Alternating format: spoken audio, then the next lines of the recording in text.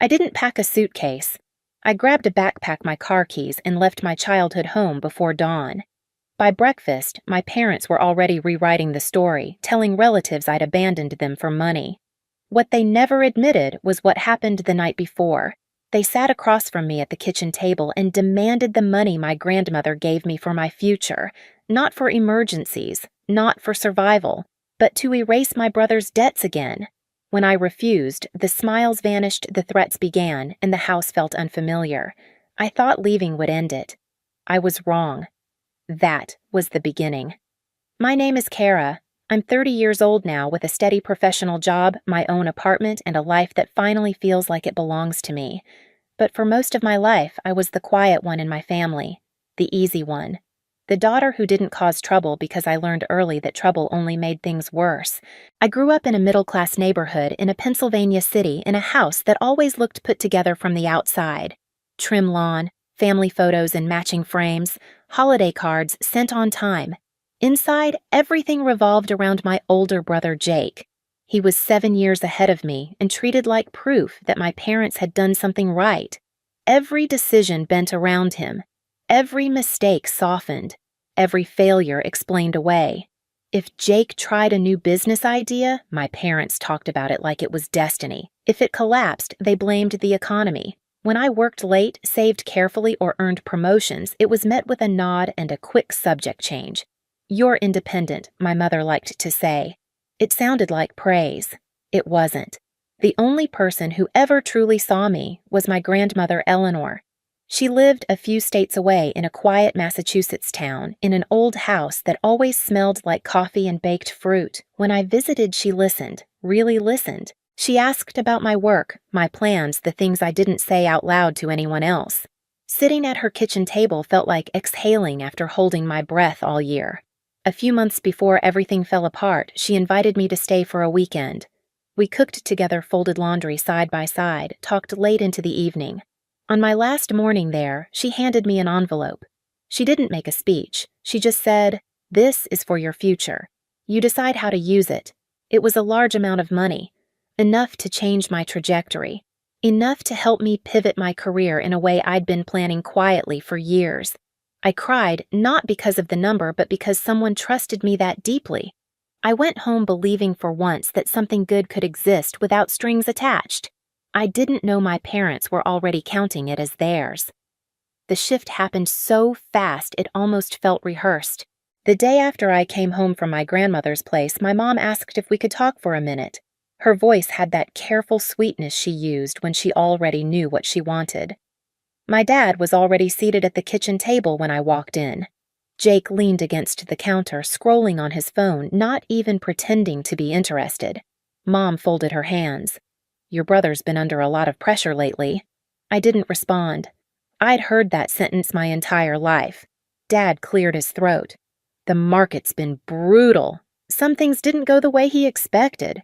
Jake finally looked up. "It's temporary," he said, like that explained everything.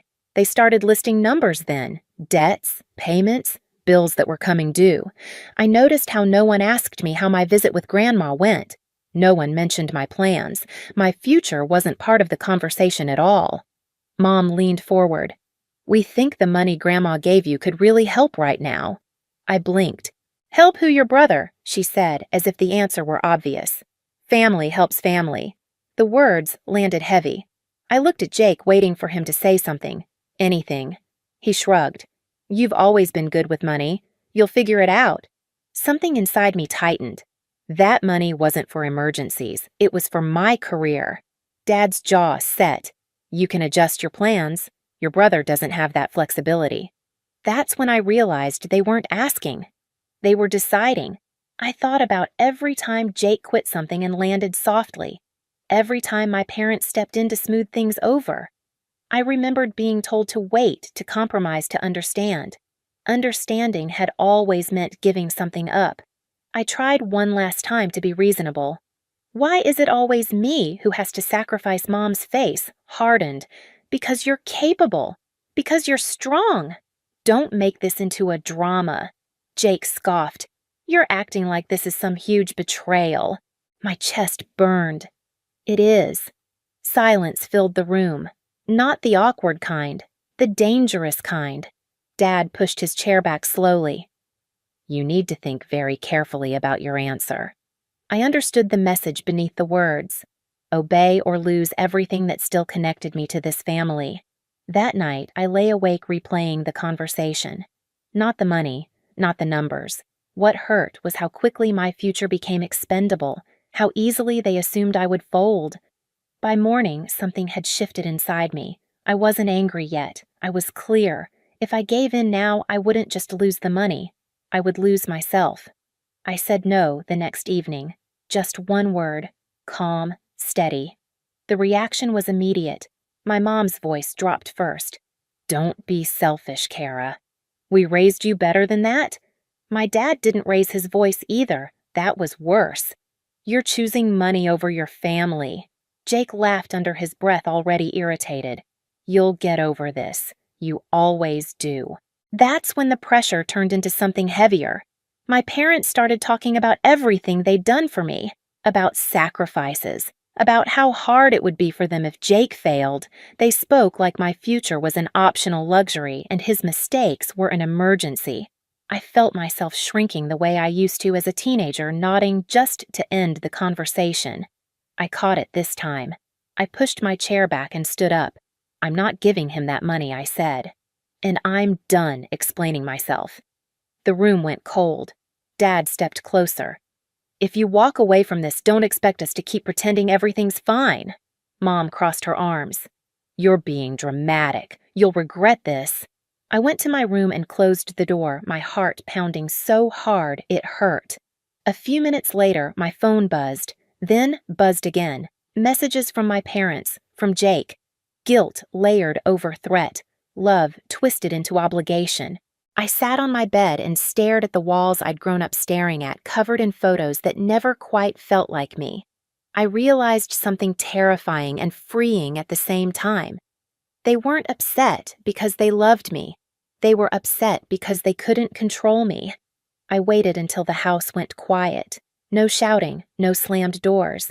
Just the hum of the refrigerator and the distant tick of the hallway clock. I pulled a backpack from the closet and packed slowly. Clothes, documents, my laptop. The envelope from my grandmother stayed pressed flat between notebooks. Every sound felt louder than it should have been. The zipper, the floorboard I avoided instinctively. The click of my phone as I turned it off. At the front door, I paused. For a second, I wondered if anyone would notice. If anyone would stop me. No one did. The night air hit my face like a shock. I sat in my car with my hands on the steering wheel, shaking, breathing through it. I wasn't running away. I was choosing myself for the first time. I drove without a destination at first, just distance. By the time the sun started to rise, I knew exactly where I was going, and I knew there was no going back. I didn't tell anyone where I was going, not at first. I drove until the sky turned pale. Stopped at a quiet cafe just outside the city and sat there with my hands wrapped around a paper cup of coffee I didn't drink. My phone stayed off. The silence felt unreal, like the calm after something breaks. By late afternoon, I was pulling into my grandmother Eleanor's driveway in Massachusetts. She opened the door before I could knock, like she'd been waiting. Her face changed the moment she saw me. Not shock, not confusion, recognition. You came? She said softly. I didn't explain right away. I stepped inside, set my bag down, and let the door close behind me. The house smelled like lemon cleaner and something warm baking in the oven. It was the safest place I knew. We sat at her kitchen table, the same one where she'd handed me that envelope. My hands were shaking now. I told her everything, slowly, carefully. I didn't dramatize it. I didn't raise my voice. I just told the truth. When I finished, the room was quiet. Eleanor didn't interrupt. She didn't rush to comfort me. She sat there listening, her fingers wrapped around her mug, her eyes steady. Finally, she said I wondered how long it would take. I looked up. You knew I suspected, she said. Patterns repeat when no one stops them. She stood and walked to the window, looking out at her backyard. Your parents have been using money to avoid responsibility for decades, and your brother learned early that he'd never have to stand on his own. I swallowed. They're already telling people I abandoned them. Eleanor nodded. They called me this morning. My stomach dropped. What did they say? She turned back to me, her expression calm but hard. They said you were unstable, that you took the money and ran, that you were punishing them. The anger I'd been holding finally broke the surface. That's not what happened, I know, she said, because if it were you, wouldn't be sitting here looking like you're afraid to breathe. She reached across the table and covered my hand. You did the right thing coming here. I barely slept that night. Not because I was afraid, because I knew something was coming. It came the next afternoon. I was in the living room helping Eleanor sort old mail when the doorbell rang. She didn't jump. She didn't hesitate. She walked to the door like she already knew who it was. My parents stood on the porch. Jake was behind them. My mother's face crumpled the moment she saw me. "Cara," she said, rushing forward. "Thank God. We've been so worried." I stayed where I was. My father stepped in without waiting to be invited. "This has gone far enough," he said, scanning the room like he was inspecting property. "You embarrassed us." Jake didn't look at me. He looked at Eleanor. "We need to talk," he said. "This affects all of us." Eleanor closed the door behind them. The sound echoed. "No," she said. "This affects me." They all turned to her. Mom clasped her hands together. "We didn't mean for things to escalate. You meant for the money," Eleanor said flatly. My father stiffened. "We meant for family support." Eleanor smiled slightly. "You meant control." Jake scoffed. "That's not fair. I'm trying to keep my business afloat. With my money," Eleanor said. Silence. I spoke then, my voice steady. "You told her I stole it." Mom's eyes flashed. "We said you misunderstood." "You said I ran off?" I replied. "That I was irresponsible." Dad waved a hand. "That's not the point." Eleanor turned to him. "Then let me make the point clear." She walked to the sideboard and picked up a folder I hadn't noticed before. She placed it on the table and opened it. "Every time I've helped you, she said I documented it. Every payment, every bill, every excuse." My father's face went pale. "I asked you years ago to stop enabling Jake," she continued. "You promised me you would." Mom's voice trembled. "We were just trying to help our son." "You were avoiding consequences," Eleanor said. "And now you tried to avoid them again by stealing your daughter's future." Jake stepped forward. "She didn't need all that money." That was when Eleanor finally raised her voice, not loud, sharp. She needed dignity. Jake froze. "You've had chances she never did," Eleanor went on, "and you squandered them. This was not your safety net." Dad slammed his hand on the table. "You're turning her against us." Eleanor didn't flinch. "You did that yourselves." She turned to me. "Cara, tell them." I took a breath. I said no. That's it. I didn't insult you. I didn't threaten you. I just refused. Mom's eyes filled with tears. "We raised you." "And I grew up," I said. Jake laughed bitterly. "So that's it. We're just supposed to fail." Eleanor met his gaze. "Yes." The word hung there. "You will fail," she continued calmly, "and you will learn, or you won't. But I will not save you from the consequences anymore." My father shook his head. "You can't do this." "I already have," Eleanor said. "Effective immediately, I'm ending all financial support. There will be no more payments, no more covering debts." Mom gasped. "You're choosing her over us?" Eleanor looked almost sad. "No, I'm choosing honesty over manipulation." Jake's confidence cracked. "You're ruining everything." Eleanor's voice dropped. "No, I'm refusing to be used." My dad turned to me, eyes hard. "If you walk away now, don't expect to come back." I didn't hesitate. I already walked away. The room went still. Eleanor closed the folder. "This conversation is over." They left without another word. Jake slammed the door on his way out. My mother didn't look back. I stood there shaking, the adrenaline finally draining from my body. Eleanor exhaled slowly and placed a hand on my shoulder. "You're safe," she said. That night we sat at the kitchen table again, the same table where everything began. She poured tea. I finally cried, not because I'd lost my family, because I'd stopped letting them take pieces of me. The next weeks were quiet. The phone calls came, the messages, accusations layered with apologies layered with guilt. I didn't respond. Eleanor handled the rest, and for the first time in my life, the power dynamic had shifted. Not with shouting, not with revenge, with truth, and boundaries, and the refusal to keep paying for someone else's failure. The satisfaction didn't come all at once. It came slowly, like relief. The fallout didn't happen all at once. It came in fragments through half-heard conversations and second-hand updates that drifted in and then faded out again. Jake's situation unraveled quickly once the safety net disappeared. Without anyone quietly covering his bills or smoothing things over, his business collapsed under its own weight. He moved back in with my parents, carrying boxes into the same house where he'd never really been told no. This time, the doors didn't open as easily. Stress settled into the walls. Arguments replaced excuses.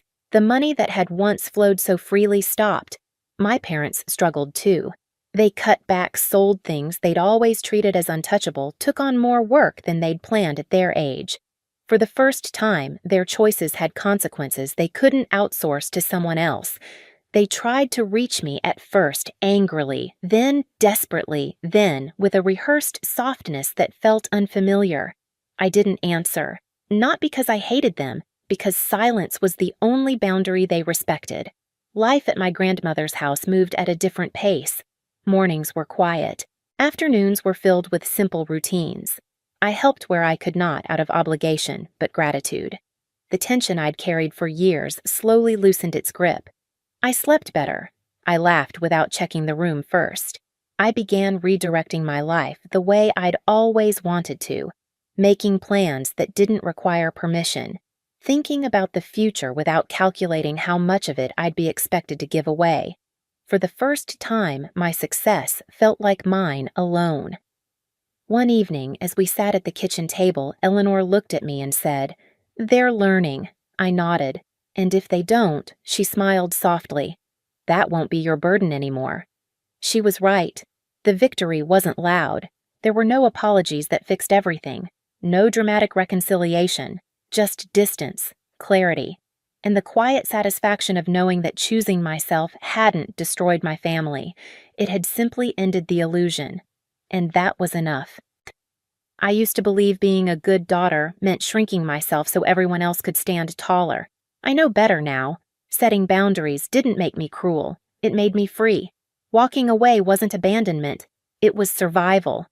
If you're listening to this and feeling that familiar knot in your chest, the one that tells you you're always expected to give more, hear this: love that demands your future isn't love, and choosing yourself doesn't make you selfish. It makes you honest. If this story resonated with you, share your thoughts in the comments. I read them, and if you want to hear more real stories about family betrayal and reclaiming your life, hit subscribe so you don't miss the next one.